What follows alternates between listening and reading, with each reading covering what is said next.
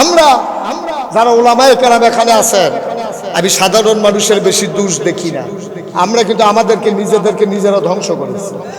আমরা নিজেরা উলামায়ে কেরাম, আমরা নিজেদেরকে এত কনজারভেটিভ মাইন্ডের করে ফেলেছি।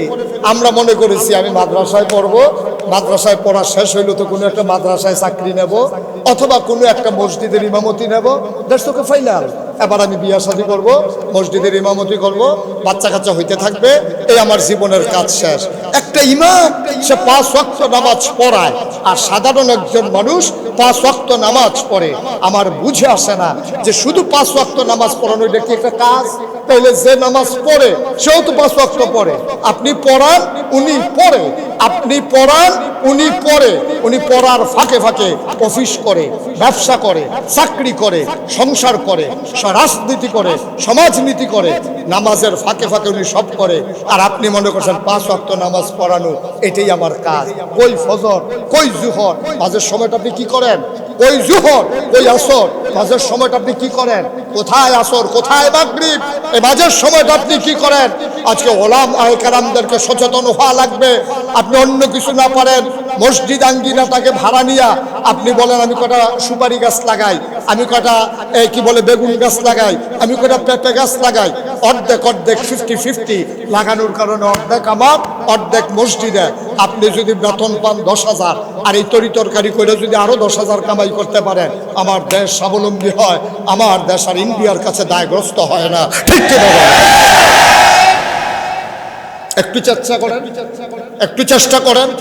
মসজিদের সামনে একটু জায়গা থাকে, কটা বেগুন গাছ লাগান, কটা পেঁপে গাছ লাগান। আপনি এখান থেকে অর্ধেক নিজে বিক্রি করেন, অর্ধেক মসজিদকে দিয়ে দেন, তাও ভালো। ডেলি যদি 300 টাকা কামাই করতে পারেন, আপনার মাসে 9,000 টাকা। আপনি কটা কিতাব কিনে বিক্রি করেন, কটা টুপি কিনে বিক্রি করেন মসজিদের হুজরার ভিতরে, আপনি কোনো কাজে নাই। আপনি আছেন কি ইমামতি আর দাওয়াত টাওয়াত ফললে খাও, এই আপনার কাজ। এই দাওয়াত খাইতে খাইতে এলাকাটা তামা তামা করুন। আপনি একটু কষ্ট করেন, একটু মেহনত করেন, একটু পরিশ্রম করেন, মরে যাবেন না তো। আপনি নবীর জীবনী তালাশ করে দেখেছেন? একটা সেকেন্ড সময় উনি হেলায় হেলায় নষ্ট করেছেন, কোন একটা হাদিস দিয়ে আপনি প্রমাণ দিতে পারবেন না। ঠিক কিনা কর? একটা সেকেন্ড সেকেন্ড সেকেন্ড।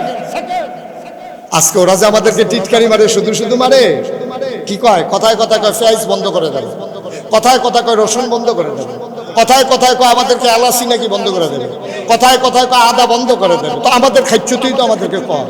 এখন আমার ঘরে যদি পেঁয়াজ থাকতো, আমি যদি কেনা না লাগতো, তো ওই তো ইন্ডিয়ার দিকে তাকাই থাকার দরকার ছিল না। ভয় দেখানোরও কিছু নাই। এই যে মুরব্বী যারা আছে সবাই মিলে আজকে থেকে সিদ্ধান্ত নেন, বিকেলে 1 ঘন্টা এই জমিনে কাজ করবেন, নিজের হাতে মরিচ গাছ লাগাবেন, বেগুন গাছ লাগাবেন, নিজে মাছ চাষ করবেন। এত মেহনত হলে কটা তেলাপিয়া ছেড়ে দেন, তেলাপিয়াগুলো এমনিই হয়, আর পরের বার ফালানো লাগে না। 50 বছর এটি হইতেই আছে, পরিকল্পনা বুঝে না, এমনি। এত সহজ থাকতে আপনার তো কঠিন কেন? আপনি এই সহজ কাজটা করেন না কেন? আপনি যে এই কাজ করেন না, ওরা ইন্ডিয়ার ওরা বুঝা ফেলছে।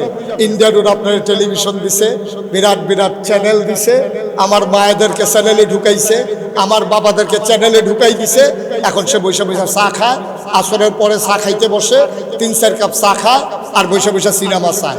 এর ভিতর দিয়ে মাগরিবের আজান পড়ে গেছে, উনি যায় না। ফলাফাইনে কয় ভাই আপনি এখনো যান না, আজান একামত দিয়ে লাইছে তো।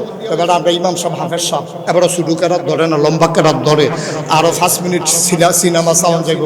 এবারে সিনেমা চাইতে আছে, হেঁটে নামাজ হইতে আছে। যখন দেখছে যে রুকুতে চলে গেছে, দৌড় দিয়ে কোনো মতে রুকুতে গেছে। এখন আপনারাই বলেন, সিনেমার ভিতরে যেটা দেখা গেছে এই চিন্তা করবে না সুবহান রাব্বিয়াল আযীম পড়বে? শুধু সিনেমার চিন্তাটা রুকুত গেছে, সবাই পড়তেছে সুবহান রাব্বিয়াল আযীম, আর হে মনে মনে কয় যেই ফিটা দিছে বাচ্চে নিগিয়ে ফিটা তো মাথাত পড়ছে।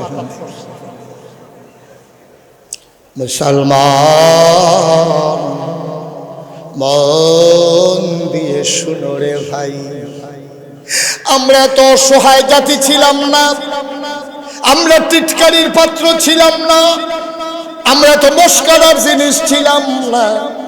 আজকে ইন্ডিয়ার মতো দেশ, কাফের বেদিনের দেশ আমাদেরকে চোখ রাঙ্গায় কারণে কারণে ওরা বুঝে ফেলছে আমরা অলস হয়ে গেছি। আবার তারা পেশ করে আটকাই রাখে, বন্দরগুলোতে পেঁয়াজ খালাস হতে দেয় না। ও মুসলমান, নিজের পেঁয়াজ নিজে করো, নিজের তরকারি নিজে করো, ইন্ডিয়ার দিকে তাকানো লাগবে না। ওদের যে ফসলগুলা আমাদেরকে না দিলে ওদের উপায় নাই। ওরা যখন বলেছিল গরু দেওয়া বন্ধ করে দেবে, আমার দেশের মানুষগুলা কিচ্ছু হয় নাই।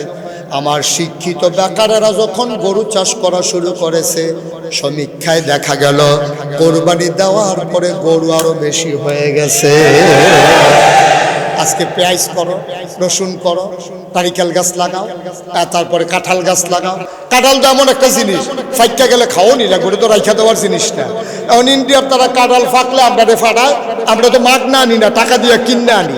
এখন যদি কই যে আমরা আর কাঁঠাল খাবো না, তো এই কাঁঠাল তো এই এলাকায় ফোসা ছাড়া আর কোনো কারবার হবে না, ঠিক কিনা কম?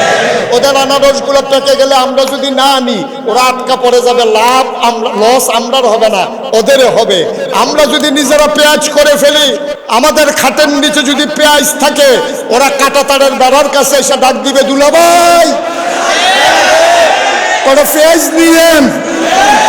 আমরা বলবো নিহি খায়েনগে শহীদ তোলে।